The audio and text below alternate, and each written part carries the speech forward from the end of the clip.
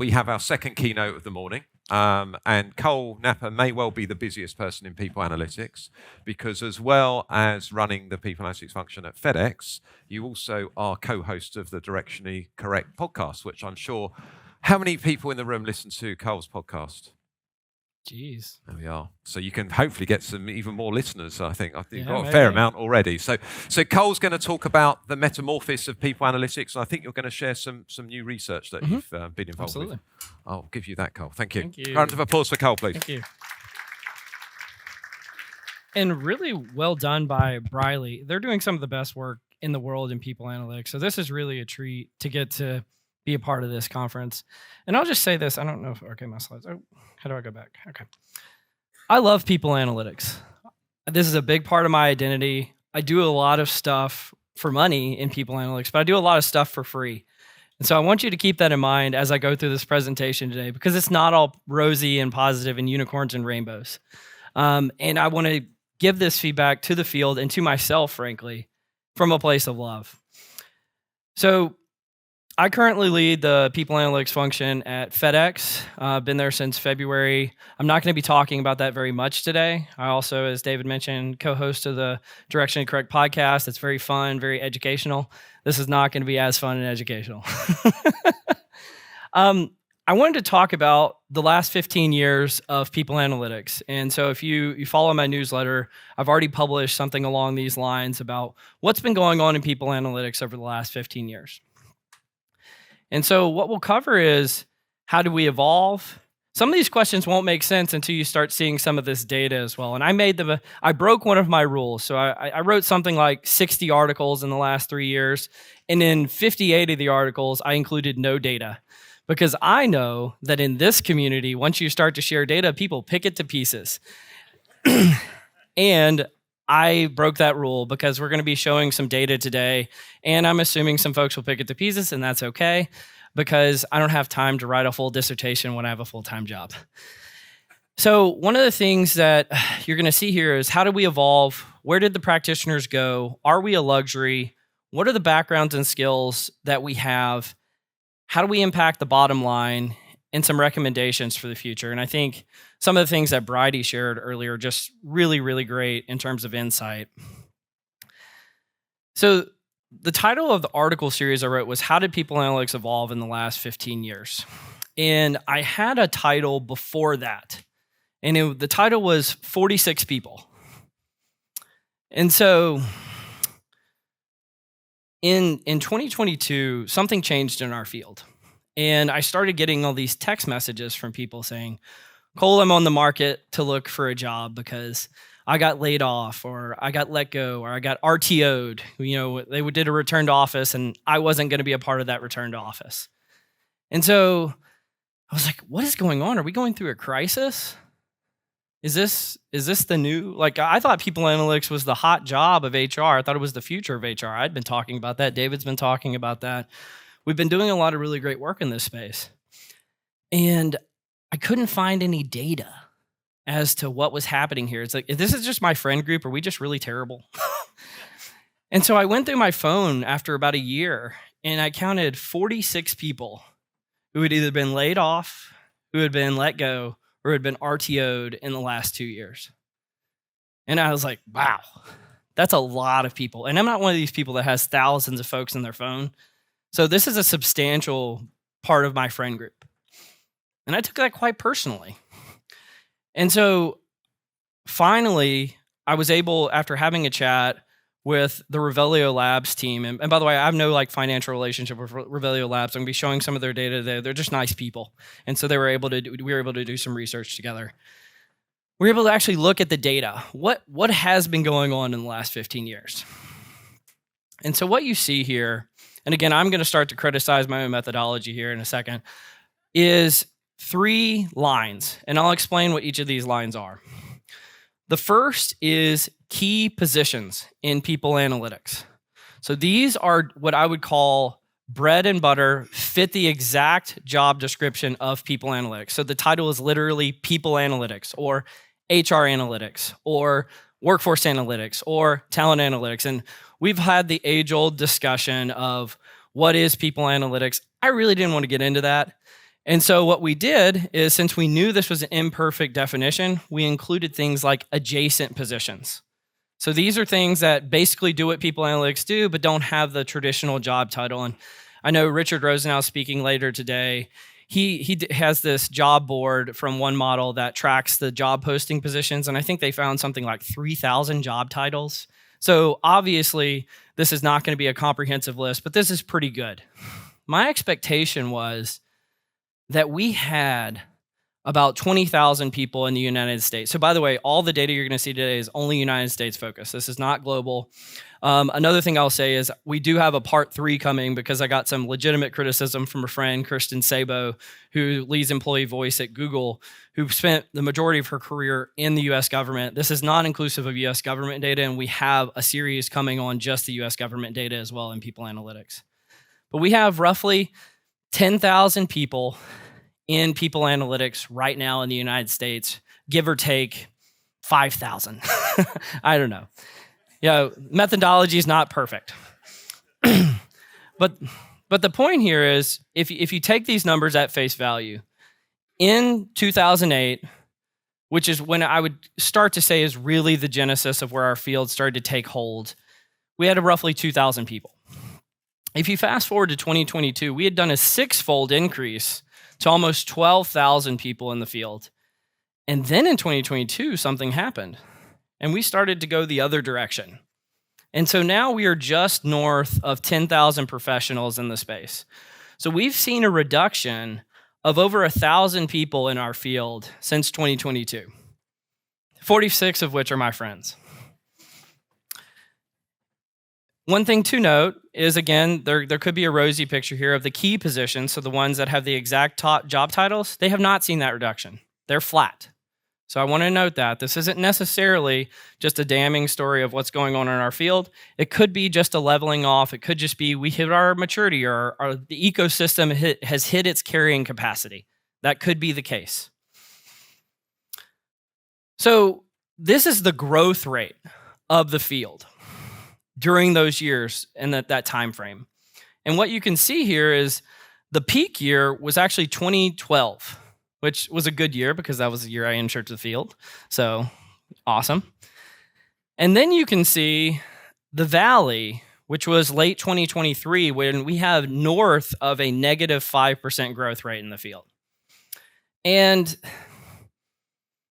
I actually came across this morning. I was like, you know what this actually kind of looks like? You know the Gartner hype curve? You have the peak of inflated expectations, and then you get to the trough of disillusionment. And then your goal is to go up the slope of enlightenment. I think this is our time. I think that's actually kind of the theme of this presentation. What you'll see is, I want to talk today about how do we get to the slope of enlightenment. And so what are those people analytics adjacent positions made up of? So not just the key ones that have people analytics in the title. This is actually a success story. We have been talking for so long. I've been to so many of these conferences where we talked about democratizing people analytics. Can we get the HR business partners to be our advocates to the business? Can we get recruiters to use the data? We actually found that it's happened. The top people analytics adjacent positions are HR business partners and recruiters now. Well done, field. The question you have to ask yourself, though, is, was that a success, or were we watering down the skills that we had in the process? Because those were the roles that we saw on the prior slide that were most likely to be culled in the last 2 years. So this question will make more sense now. Where did the practitioners who left go? Are they still doing people analytics? I assume so, because I love people analytics. It's what I enjoy doing. I assumed everybody had the same perspective. Well, if you look at it from an alluvial chart perspective, almost all of them went somewhere else. Very few of them went back into other people analytics jobs somewhere else. So they could have left HR altogether. We don't have the exact data here, again, some limitations, but we do have some more in a second that I'll share. But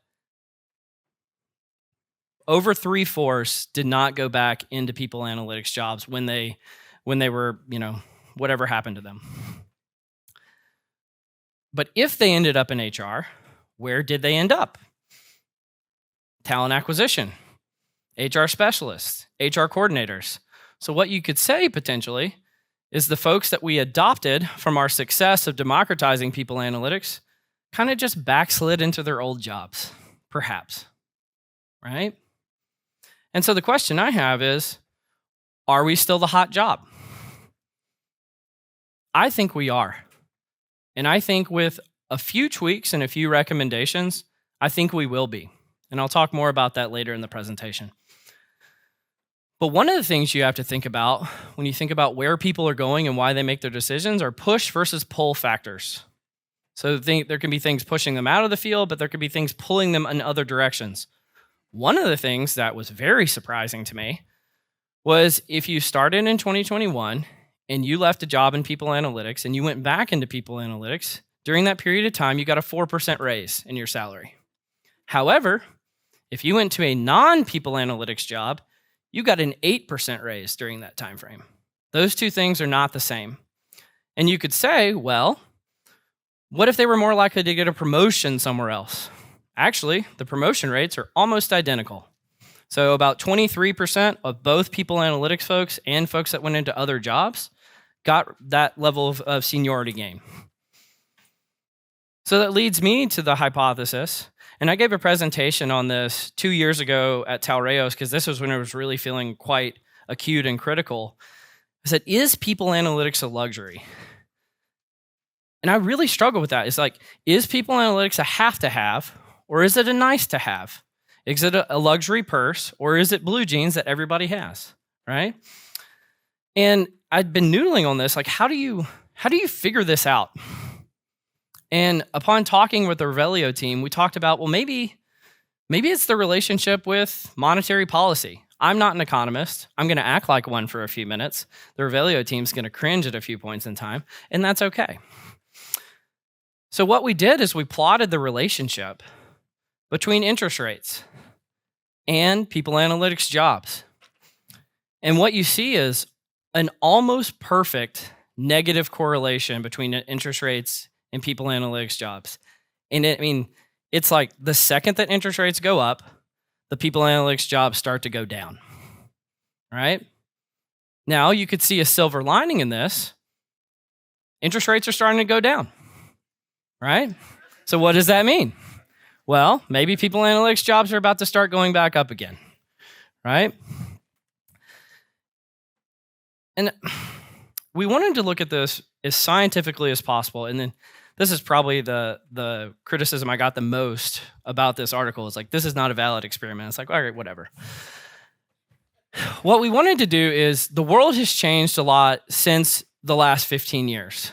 And we tried to look in HR. You could just say, well, it's not people analytics jobs necessarily that are being called. It's just HR jobs in general, right?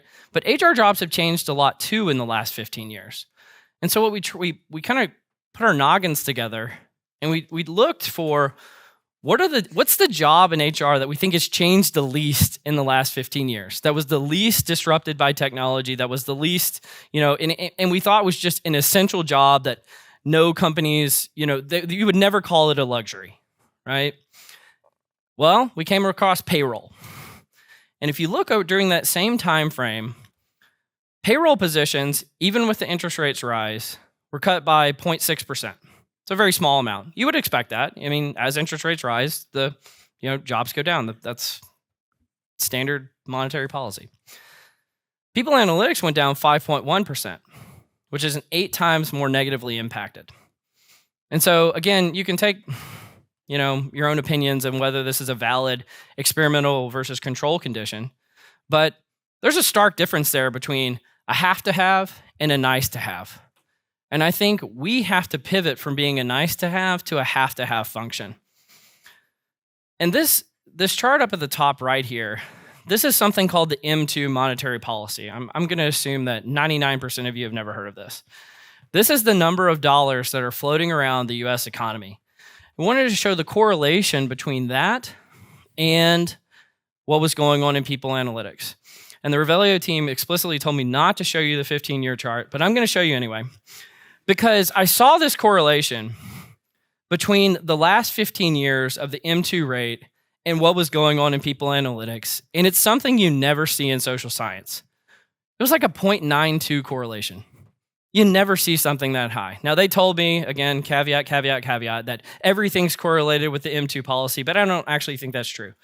So my point here is what you see at the end of the tail end of the M2, it's starting to swing up again. We could just wait for it to swing up again. The Fed has explicitly said they're injecting more money into the economy now. So as the M2 gets better, maybe our wounds will be healed. But I'm not comfortable with that. I don't want to wait for that. And so I'll talk more about that in the recommendation section. So what does it take from a background and skills perspective to be in people analytics, and what's been going on in the last 15 years? We've talked ad nauseum at this conference about the skills, upskilling. Do we need to upskill folks? Well, why don't we look in the mirror? What are our skills? Where have we been coming from? This chart right here was the most eye-opening thing I've seen in people analytics in a long, long time. What this does is it plots 5 different groups of skills. So these are buckets. So these are more kind of like, let's call them an archetype of different buckets of skills in people analytics. I'll tell you, my expectation was I had thought people analytics started really immature, really unskilled, and over time, we acquired more skills. We got more data savvy. We started coding more. We were early adopters of generative AI. What did we find is actually we got really good at Microsoft Excel, right? And conversely, we got really good at what we called bucketed as research, which is basically another way of saying reporting and dashboarding. We got really good at that. You know what actually went down over time? Uses of querying languages like SQL.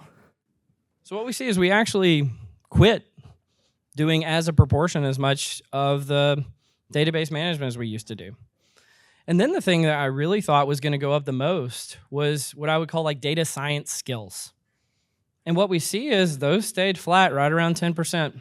There were 2015, we were doing about 10% of us were doing data science. 2023, about 10% of us doing data science. And then AI, so this is the more broad definition, not just generative AI, but just machine learning, all of that. It hung in just above, 3 to 5% the whole time. Generative AI comes out 2022. I expected a huge upswing.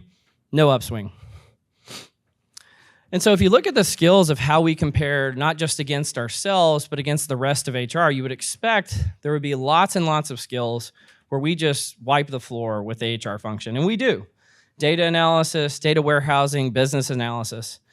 You know where we see really small gaps? On the things like our ability to query and use HCMs, and doing that, again, the research, the reporting, and dashboarding. Regular HR folks there's less than a 10-point difference there. And then I get asked this question often.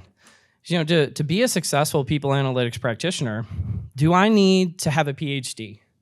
And my answer is no. There's only 8% of the field has one, right? But it is almost 5 times more common than a traditional HR professional. So it doesn't hurt, right? And if you wanted to get some of those more advanced and sophisticated skills and the ability to have the scientific rigor, so it is a good thing, but it's not necessary.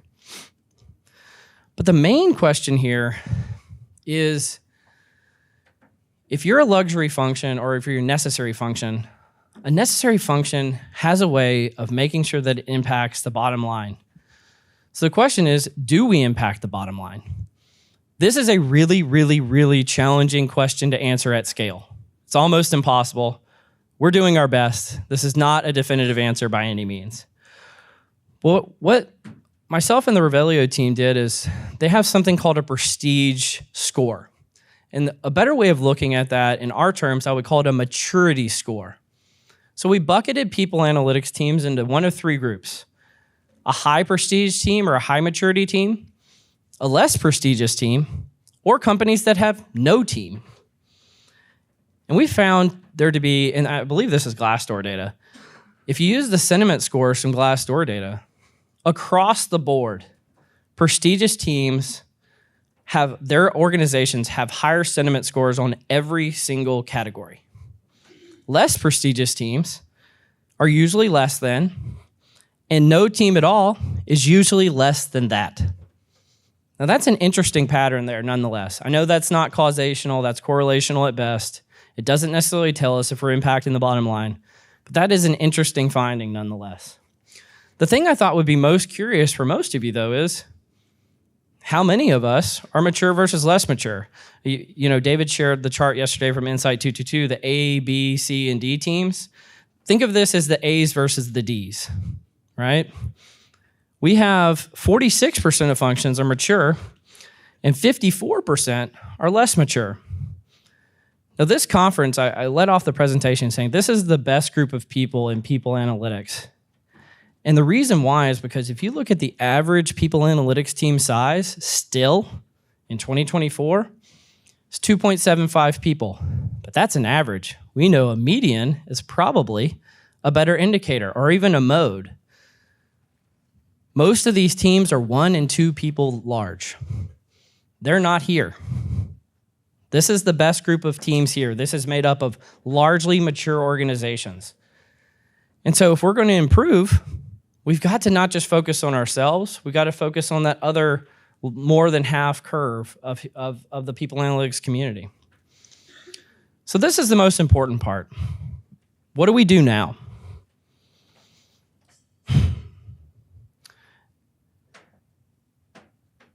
We need to add real value.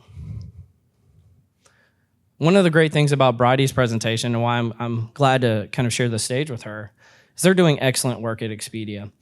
I have a question or 2 questions for the audience though.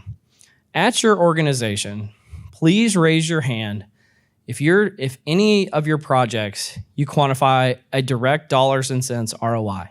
Raise your hand. Any project. Keep your hand up if your organization has a target for a dollar value that you will add to your organization's bottom line. We've got 1. At FedEx, I can't get into the specifics, but we've made a tens of millions of dollars commitment to the business that we're going to bring about in 2024 in terms of real ROI.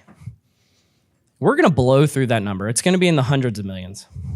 And these are things that are projects that not only that we lead, but we also support and enable through the data analysis that we put into place.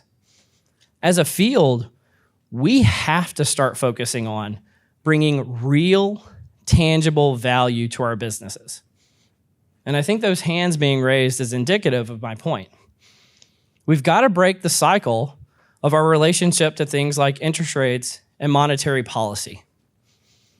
I don't want my future in this field and the future of all of us in this field to be dictated by something that's outside of my control. How do you bring it back in your control? By making yourself indispensable. The way you can do that, in my mind, is by adding real value. Step 2, we have to mature our people analytics functions. I know this isn't necessarily the case, but as a thought experiment, using the A versus D type of teams here for a second, would you rather make there be more A teams in our field or less D teams? I.e., raise the ceiling or raise the floor? We need to raise the floor, in my perspective, if you had to choose. And so internally, our teams, we just need to be better. We need to start taking big swings again. We need to start adding real value. And we talk a lot about upskilling other functions in HR. The data's in. We need to upskill ourselves.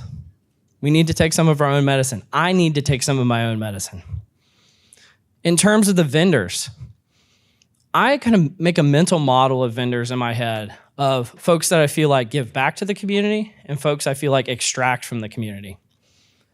If the pie of people analytics is shrinking for everyone, that hurts all the vendors. They need to be investing in the community first, because if we can get the rising tide lifting all boats again, that helps all of us.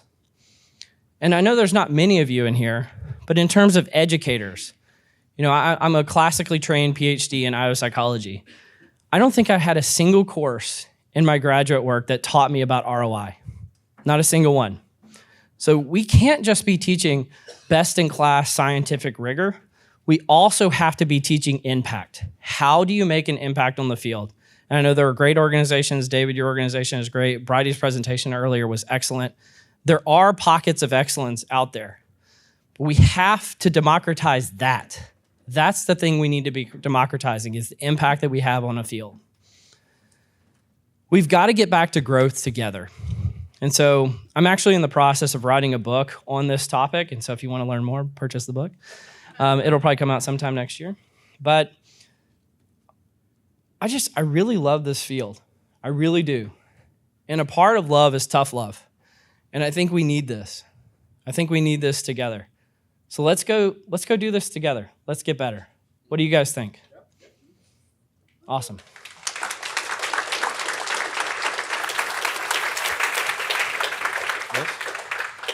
And very skillfully managed on the microphone challenge, Cole.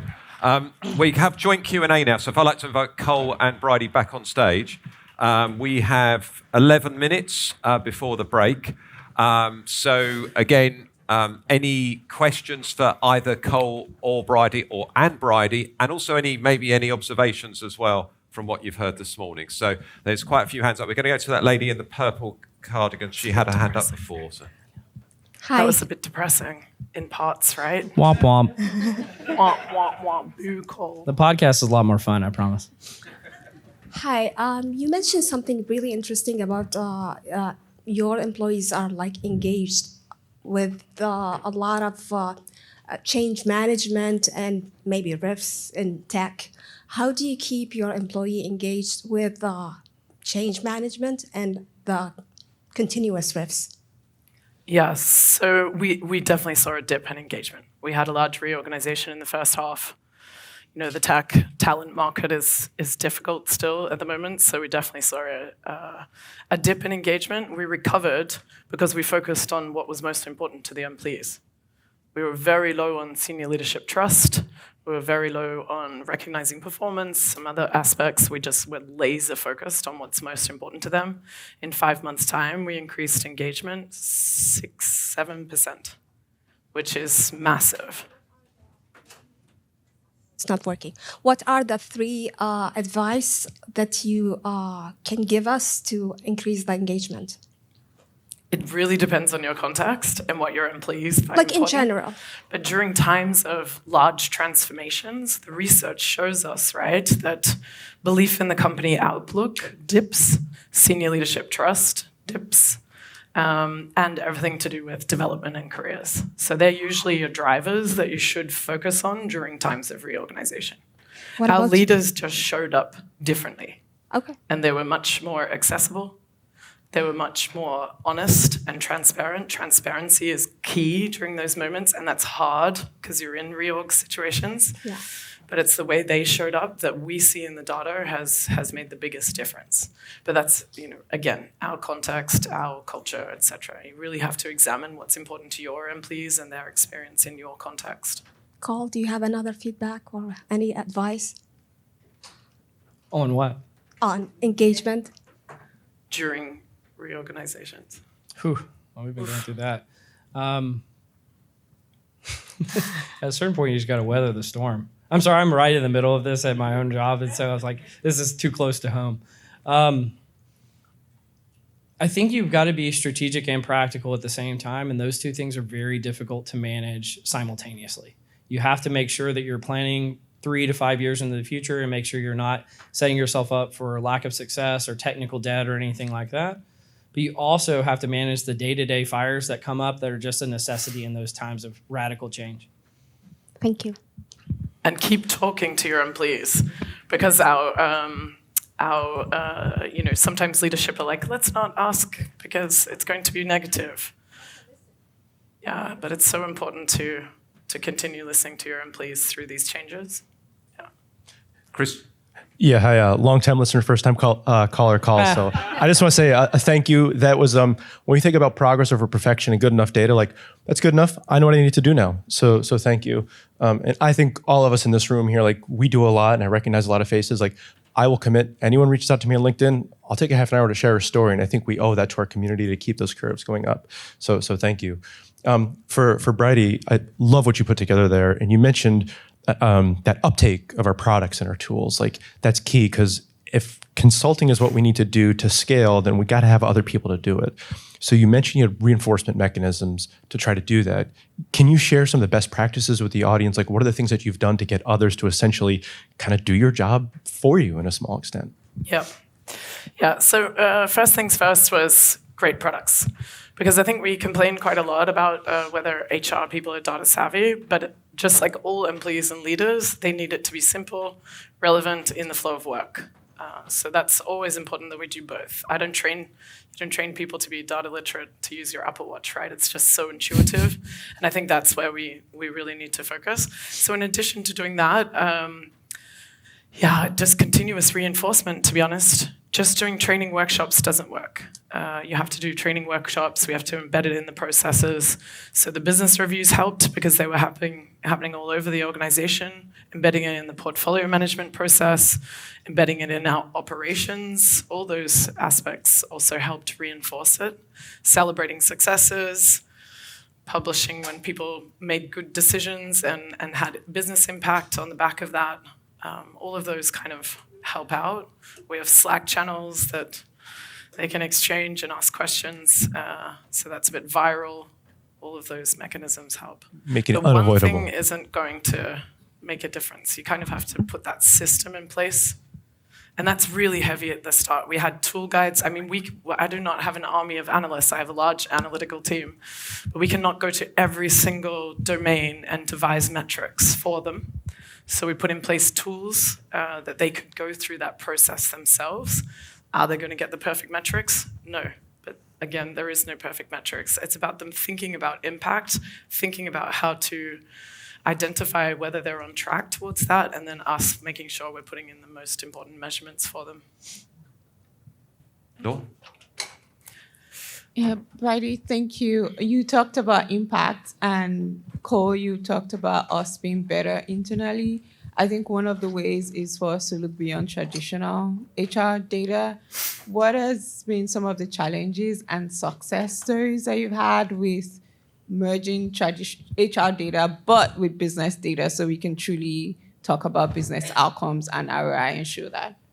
Do you want to go first? You want me to? Well, first of all, our human capital return on investment increased 5.5% across a year. I forgot to mention that, but I feel like that's tangible value. But that's not app value people analytics created. That's value that the leadership and the people org in general created. We just facilitated it. I mean, the two pieces that I always come back to, they're not necessarily the holy grail, but they're really important, is business data in terms of whether it be individual or business unit or corporate level productivity, and being able to incorporate those with your own measures. But the other is, and I'm very much in the camp of people analytics and talent intelligence and workforce planning. We're all branches on the same tree. And so my definition of talent intelligence is external labor market data and being able to combine that with your own. I've given my team let's call it the mandate, that I don't want a data point out there that has internal data without an external data point of comparison. And so I think that's a decent practice. I don't know if that necessarily moves the needle, but it's a start. Yeah, so we've shifted all our data onto the same platform that all our business data is on. Obviously, we have to protect it from a privacy perspective, but it does mean that we can exchange data when we need to.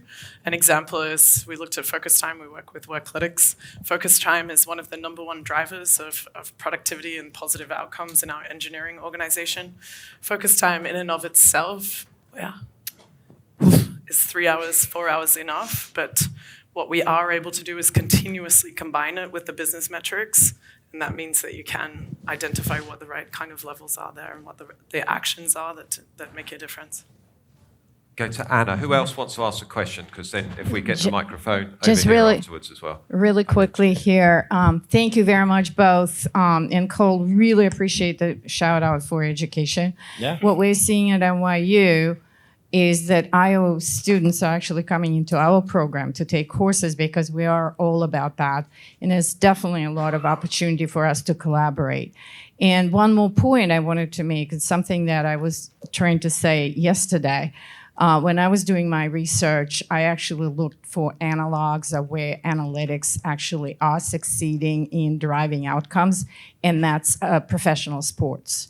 And there's absolutely no way that we can imagine a situation where Olympic level athletes are not using analytics. I mean, that's all about it, starting with the Moneyball, right? So I think that and I found that in creating a business case to the business, bringing analytics of sports in and showing how that works is really a persuasive metaphor for them to actually grasp the idea that there's no way we can run the business on with people without those type of data. Thank you. Thank you very much. Okay, question here, and then if we can get the mic to Justin here in the blue shirt. Yeah. Hello, everyone. I'm Nikunj Patel. Fascinating research, by the way, and thank you very much for the framework as well. One quick question and observation from my side, and I would like to know your thoughts as well on the same. My background, I came from broader analytics, aligned to HR analytics and HR data for the last 10 years.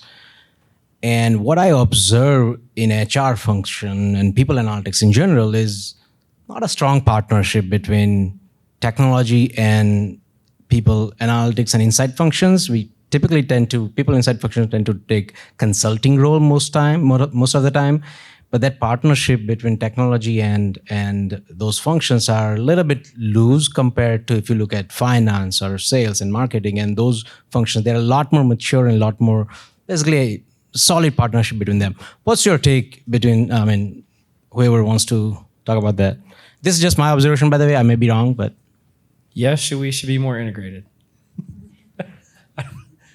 I think, again, I've given Richard another shout out here, but his people data supply chain model talks about exactly this type of thing of can you incorporate your data all the way from your strategy to your systems and everything in between. And so, yeah, I think that's the future. Yeah, I think we've always had moments where we're like, our tech partners aren't really helping us. But I think that's certainly behind us, especially with the advent of AI. I think there's a much bigger acknowledgement in general that the way you manage your data, the way you manage your tech, it creates a flywheel, basically. Mm-hmm. So combined AI strategy, you can't write an AI strategy that's good without analytics and your tech partners. So last question, Justin. Okay, hopefully this is quick. So what advice would you have for newer people analytics teams, lower on the maturity model, to really add that business value and show that ROI to make you indispensable? Find one thing, do one thing, fix a real problem, show the ROI of it, and create the flywheel. It's that simple. Yeah, something that really matters. Yeah. Solve it. Something that really matters. And then you won't have to ask again and again for investment. It will come. Yeah. Justin, great question, great answers, and we're finishing on time, which is fantastic, so people can get their break. So thank you. Huge round of applause for Cole and Bridie.